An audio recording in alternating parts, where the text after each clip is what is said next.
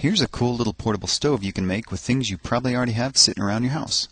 First, you'll need a couple of cans of soda. Make sure there's no bumps or dents in the bottom.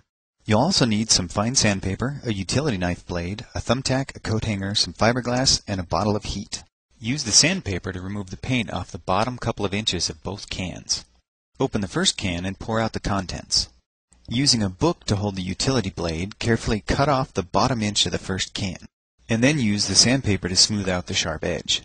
Use the second can to stretch out the lip of the bottom half of your stove. Now just add some fiberglass and your bottom half is done.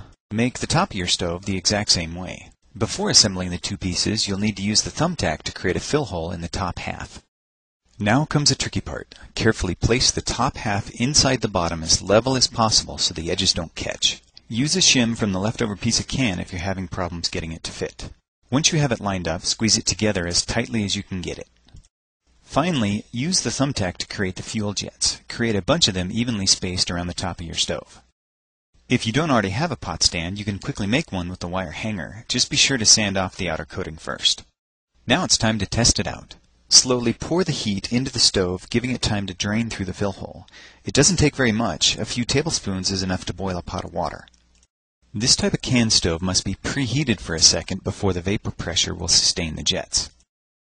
Once it's lit, put the pot stand over it, and then you're ready to cook. So whether you're camping or just forgot to pay the electric bill, now you can make a tiny stove even MacGyver would be proud of.